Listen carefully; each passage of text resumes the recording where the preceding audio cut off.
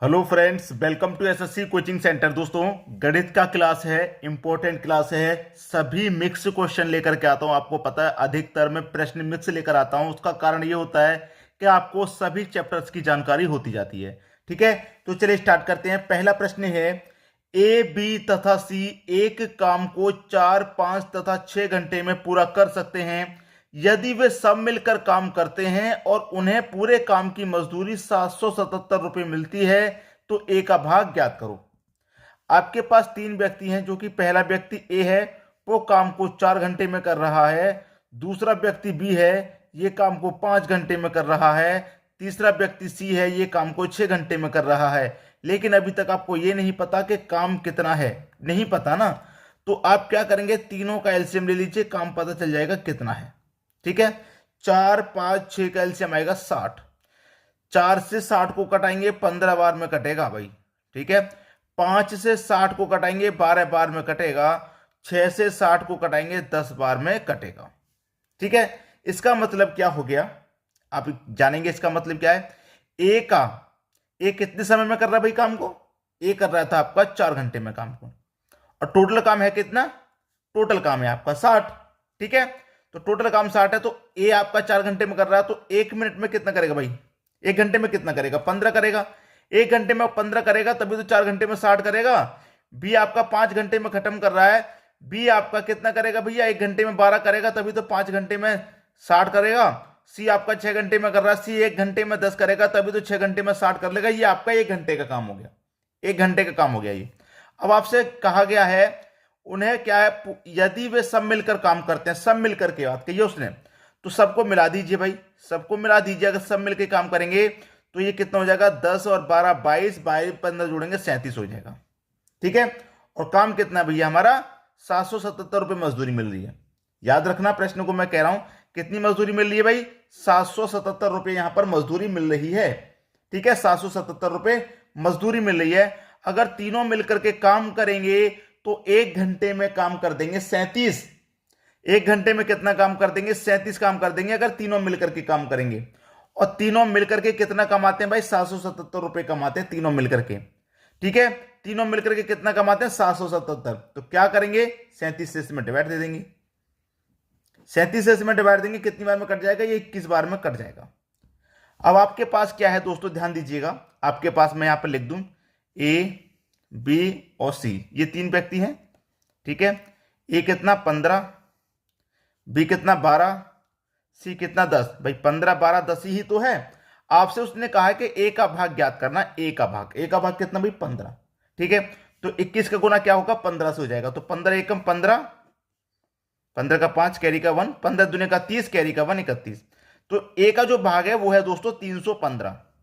अगर बी का भाग पूछे तो 21 का गुना बी के मान से कर दो, सी का पूछे तो 21 का गुना सी के मान से कर दो, 10 से कर दो, आंसर आ जाएगा। तो बात क्लियर और सभी को समझ में आ गई। 315 आपका सही आंसर हो गया, जो कि बी ऑप्शन है। अब देखेंगे अगला प्रश्न। अगला प्रश्न है, ए की कार्य क्षमता बी से दोगुनी है। बी, ए और बी। ठीक है, ए की कार्य क्षमता बी से दुगनी है। अगर बी की क्षमता 1 है तो ए की दुगनी है, 2 हो जाएगी। ये क्या है दोस्तों? क्षमता। ठीक है, ये इनकी क्षमता का अनुपात है। ए की जो कार्य क्षमता है बी से दोगुनी है। क्लियर है इतनी बात? अब देखिए, आपको अच्छे से पता होगा कि क्षमता का जस्ट अपोजिट होता है समय का अनुपात। क्षमता का जस्ट अपोजिट होता है समय का अनुपात। ये बात आपको याद होनी चाहिए। उल्टा कर दीजिए, एक इधर और 2 इधर। ठीक है, आपसे क्या कह रहा है? आपको कहा गया है कि किसी कार्य को पूरा करने में ए बी से 10 दिन कम लेता है। जो ए है बी से कब 10 दिन कम लेगा भाई? 10 दिन तो कम लेगा ही लेगा, क्योंकि कार्य क्षमता इसकी दोगुनी है। ठीक है भाई, वो तो 10 दिन से लेगा ही लेगा। जैसे कि मैं आपको बता दूं, बी का कितना समय निकल के आया है? 2 अनुपात में। ठीक है, समय 2 निकल के आया। जैसे कि यहां पर बात करें कि यहां पर 10 दिन कम ले रहा है। ये कितना 10 दिन कम ले रहा है? ए। ठीक है, ए बी से कम ले रहा है ना, तो बी का अनुपात कितना? 1 से 10 को काटूंगा मैं, 10 आ जाएगा। अब 10 का गुना मैं सीधा सीधा 1 से कर दूं तो 10, 10 का गुना 2 से कर दूं तो 20 सीधा सीधा आ रहा है। ठीक है, अब देखिए बी आपका समय कितना ले रहा है? 20 दिन का। ए कितना समय ले रहा है? 10 दिन का। तो भैया यहां पर 10 दिन कम लेता है, सीधा सीधा कहा गया। अब कह रहा है कि दोनों मिलकर उस कार्य को कितने दिन में समाप्त करेंगे? दोनों मिलकर के उस कार्य को कितने दिनों में समाप्त करेंगे? दोनों मिलकर के कार्य कितना भाई? दोनों का आप एलसीएम ले लो। 10 और 20 का एलसीएम आ जाएगा 20। ठीक है, और दोनों मिलकर के कितना अनुपात हो रहा है, 1 और 2 3। ठीक है, 3 से डिवाइड कर दो, 3 छिक्के 18, 2 बचेगा, 2 ऊपर बट्टे में 3, 6.2/3 आपका सही आंसर है, बी ऑप्शन बिल्कुल सही। बात समझ में आ गई है। अब देखेंगे अगला प्रश्न। अगला प्रश्न है 27 की होल पावर माइनस का 2/3। ठीक है, 27 की होल पावर माइनस का 2/3। अब मैं आपको एक चीज सिखाता हूं यहां पे।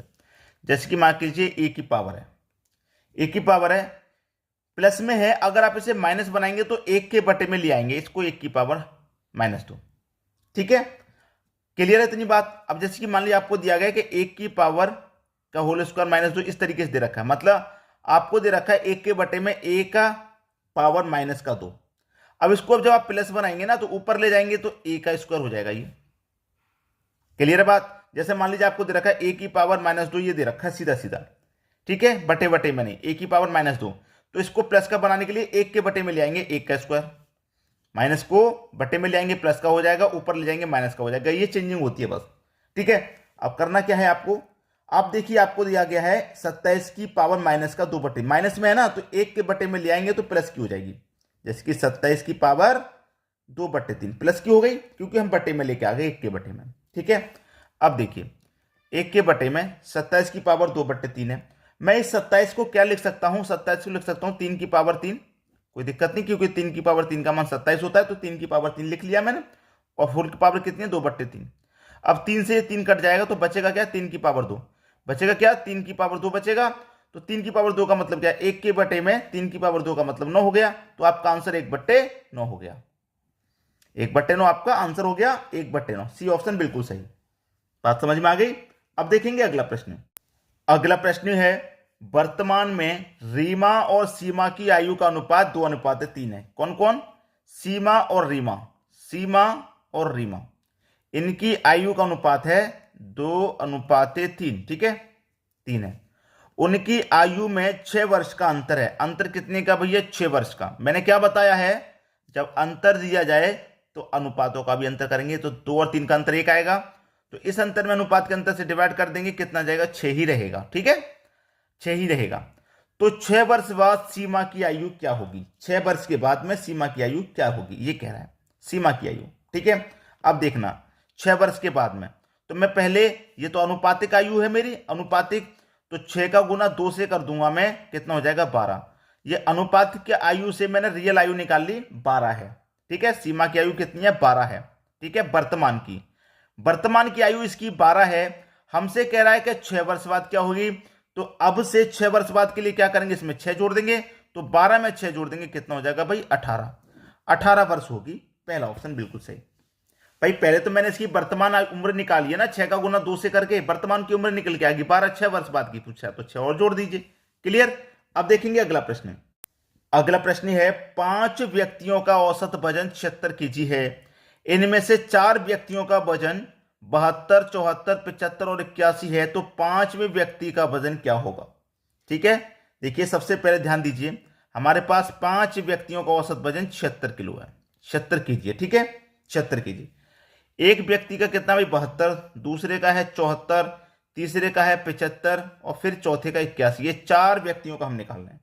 सबको मैं जोड़ूंगा, 2 4 6 5 11 और 1 12 का 2 कैरी का 1, 7 7 14 7 3 21 7 चौक 28 29 और 1 30, 302 आ गया। इन 4 व्यक्तियों का वजन कितना आ गया भाई, 302।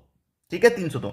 अब यहां पर ध्यान देना, हमारा वजन कितना आया है, 4 व्यक्तियों का आया है 302। कितना, 302। 4 व्यक्तियों का वजन 302 है। क्लियर। अब हमारे पास 5वें व्यक्ति का वजन पूछ रहा है, क्या होगा, जबकि हमारे पास 5 व्यक्तियों का औसत वजन कितना है, 76 किलो। अब आपको अच्छे से मालूम है कि मेरे पास 5 व्यक्तियों का औसत 76 है, संख्या का गुना औसत से करूंगा, योग पता चलेगा, तो 5 6 30 का 0, कैरी का 3, 5 7 35 में 3 जोड़ूंगा 38। तो मेरे पास क्या हो गया, 5 व्यक्तियों का जो योग है वो 380 है और 4 व्यक्तियों का योग 302 है। कितना, 302। तो 5 व्यक्ति के योग में से मैं 4 का घटा दूंगा तो 1 का ही तो बचेगा, तो 78 बचेगा भाई। 1 का कितना बचेगा, 78 बचेगा। तो 5वें व्यक्ति का वजन कितना होगा, 78 होगा। बी ऑप्शन बिल्कुल सही। बात क्लियर हो गई। अब देखेंगे अगला प्रश्न। अगला प्रश्न है एक छात्र में 30 छात्रों का औसत भार 25 केजी है। एक कक्षा में 30 छात्रों का औसत भार 25 केजी है। यदि कक्षा में अध्यापक का भार भी शामिल कर लिया जाए तो औसत भार 2 किलो की वृद्धि हो जाती है। औसत भार में क्या होता है, 2 किलो की वृद्धि हो जाती है। तो अध्यापक का भार कितना है? देखिए टोटल छात्र पहले तो 30 दिए गए हैं, ठीक है। 30 छात्रों का औसत वजन 25 किलो। योग कितना हो जाएगा भाई? संख्या का गुना औसत से करते हैं, योग पता चलता है कि नहीं चलता? तो 30 का गुना 25 तिरिक का 75 हो गया, और एक जीरो 750 हो गया योग, ठीक है। 750 योग। अब कह रहा है कि इसमें हम क्या करते हैं, अध्यापक का भार भी शामिल कर लेंगे। तो 30 तो छात्र हो गए, एक अध्यापक भी शामिल हो जाएगा तो 31 हो जाएंगे। औसत भार में 2 किलो की वृद्धि हो जाएगी, पहले 25 था, 2 की वृद्धि हो जाएगी तो 27 हो जाएगा औसत भार, ठीक है। अब क्या होगा, इनका वजन भी ले लेते हैं, योग पता कर लेंगे। संख्या गुना 27 से कर देता हूं, यू ऐसा से कर दूंगा। तो 31 का गुना 27 से होगा तो कितना हो जाएगा, ये हो जाएगा 837, ठीक है। ये हो गया 31 का योग। अब हमसे पूछ रहा है कि अध्यापक का भार कितना है। भाई अध्यापक का लगा के 31 हो गए, छात्र 30 है। 31 में से मैं 30 छात्र का घटा दूंगा तो मेरे पास अध्यापक का ही बचेगा, तो घटा देता हूं। 31 में से 30 का घटा दो भाई, 7 में से 0 जाएगा, 7 ही रहेगा। 13 में से 5 जाएगा, 8 रहेगा, 7 बचा, 7 में 7 गया 0, तो 87 किलो। कितना? 87 किलो। ये आपका आंसर हो गया। अध्यापक का भार कितना? 87 केजी है, 87 केजी, जो कि डी ऑप्शन में है। क्लियर हुई बात? अब देखेंगे हम अगला प्रश्न। अगला प्रश्न है, यदि 43 की पावर 45 प्लस 5 को 44 से विभाजित किया जाए तो शेषफल क्या होगा? ऐसे प्रश्नों के लिए मैं पहले बहुत बार ट्रिक बता सकता हूं। अगर घात आपकी सम है, घात सम है तो पावर 2 लेंगे या फिर 4 लेंगे। अगर घात आपकी विषम है, घात आपकी विषम है तो पावर 1 लेंगे या फिर 3, ठीक है। पावर कैसी है? विषम, मतलब 43 की पावर कैसी है? विषम है। तो विषम है तो पावर कितनी लेंगे? पहले 1 ले लेंगे, 1 ले लेंगे। प्लस कितना है? 5, प्लस 5, और डिवाइड कितने से करना है? 44 से भाग करना है। 43 की पावर 1 का मान 43 रहेगा, उसमें 5 जोड़ देंगे तो 48 हो जाएगा। 44 से भाग करना है। 44 से 1 कम 44 कटेगा, 48 में से 44 कटेगा तो शेष कितना बचेगा भाई? 4 ही तो शेष बचेगा। बस आंसर आ गया। शेषफल क्या होगा? 4 हो जाएगा। बी ऑप्शन बिल्कुल सही। उम्मीद करूंगा कि सभी प्रश्न आपको आसानी से समझ में आ गए हैं। ठीक है दोस्तों, वीडियो देखने के लिए आपका बहुत बहुत धन्यवाद।